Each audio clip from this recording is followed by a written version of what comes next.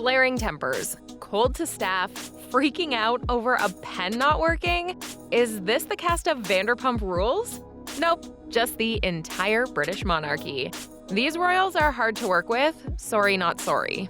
My brother scream and shout at me, and my father say things that just simply weren't true. Any royal watcher would be able to tell you that King Charles is notorious for being, for lack of a better word, a rude boy. So is it all too shocking that Prince William has fallen deeply into his father's footsteps? And this one stings because Will's mama Diana would not stand for this. Apparently, a senior royal household figure has been reported saying he can be difficult. And fun fact, apparently Will's is more impatient than Papa Charles, thus making him get frustrated and flare up and then, in an instant, forget all about the aggression to begin with. Well, certainly am not loving the very obvious cycle of abuse. Oh, and lest we forget how downright hideous he behaved in his bro Harry's book, Spare, where he often yelled at and reprimanded Harry. Ew. Sometimes you don't even have to be considered royal to be hard to work with. Yes, according to Prince Harry's ghostwriter for his memoir Spare, J.R. Moehringer claimed it wasn't always smooth sailing working with Harry. According to Moehringer, Harry called him at 2 a.m. screaming at him over an anecdote in the book. Moehringer claimed that Harry always wanted to end a part of the book with a thing he said to his captors, a comeback that struck him as unnecessary. I guess in Harry's defense, this ghostwriter was being more writer than ghost. Whatever the reasons are as to why Harry lost his cool, though, maybe we want to save this for a daytime call? Yes, King Charles has been branded a difficult man to work for. Shocking, considering he was a sheltered rich private school boy. Psst, this was sarcasm. For some time, Charles had not been a fan of some staff, and as soon as he became king, they got the axe. Some other notable rude boy tactics included having issues with a pen when signing royal documents and completely shutting Meghan and Harry out of the royal family. It was also reported that the monarch offered the keys to Frogmore Cottage to Prince Andrew after asking Meghan and Harry to vacate it.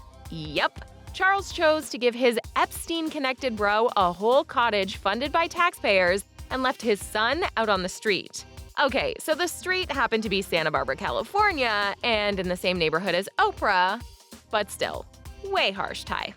Okay, so I'm of two minds here. One being that Meghan is technically no longer a royal, and two being leave Meghan alone.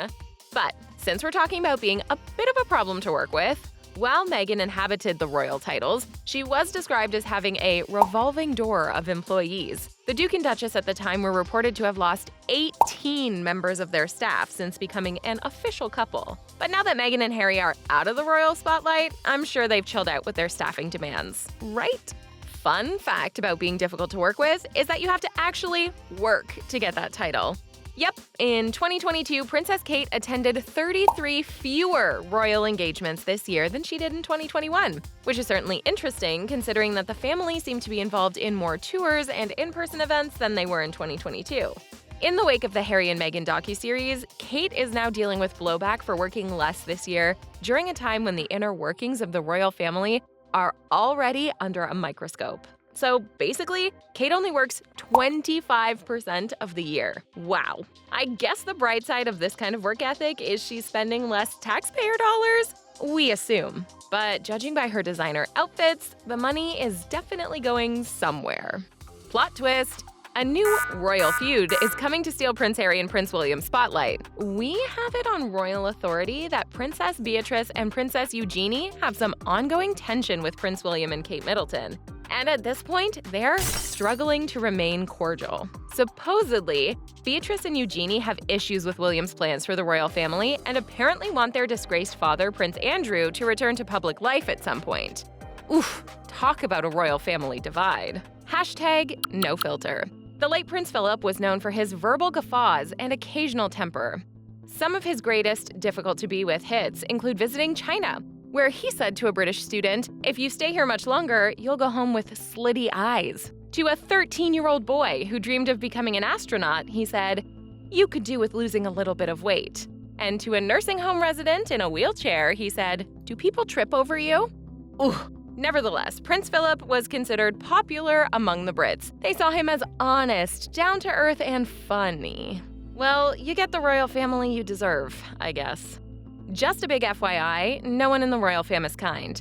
That is rude. I might as well get that out of the way right now. But to be known for being unkind in a sea of rudeness is quite a feat. Take Charles's sister, Princess Anne. Princess Anne isn't very friendly at all. In fact, she refuses to shake hands with the public and has very little patience for photo calls. As a result, she's been nicknamed by the press her royal rudeness. Look, personally speaking, out of all of these royals, Queen Elizabeth was my girl. That being said, she also represented everything that is wrong with class structure in the world, so it's a bit of mixed feelings over here to say the least. That being said, if her difficult kid Charles calls her cold, it's time for us to realize that maybe she wasn't the best mom in every sense of the word. Charles has described his relationship with the Queen by saying that she was cold and aloof. Can you say mommy problems? So Camilla has officially entered the picture. After years of being, as Lala Kent would put it, a dirty mistress, Camilla is like literally the queen now. However, no matter how many titles she has, people still aren't fans. When Camilla officially married Charles, she could have chosen to be called the Princess of Wales too. However, because many people would not have liked it, she never publicly fought for the title. Rather, she took on another title instead, which kept her from ruffling any feathers. So she originally went for the Duchess of Cornwall, and now she's Queen Consort. What a world. Often seen as an outgoing foil to his introspective and sensitive older brother Prince Charles, Prince Andrew has certainly made a name for himself in the realm of being difficult to work with. His behavior has often been controversial, but the most significant controversy came in the form of his association with the late financier and convicted offender Jeffrey Epstein. Despite allegations and public outrage, Prince Andrew showed a complete disregard for boundaries by continuing his friendship with Epstein even after the latter's conviction. Now, as a worker, Andy has been known for being overbearing and bossy by numerous colleagues. Another one of Prince Andrew's faults? He tells people he can't sweat when there's clear evidence in pictures that the man can sweat. Sounds weird? Sounds more like perjury to me. As you'd probably expect, working for the royal family involves a good deal of formality. For instance, you can only shake a hand if they put their hand out first, and you should never sit down unless invited to. Respect is a two-way street. And by two-way street, I think they mean you have to be nice all the time and royals can do whatever works for them. Woof, looks like manners doth not maketh these royals. Which behavior rose the hairs on the back of your neck? Comment below. And for all your royal messiness needs, be sure to like and subscribe to The Thing Celebrity.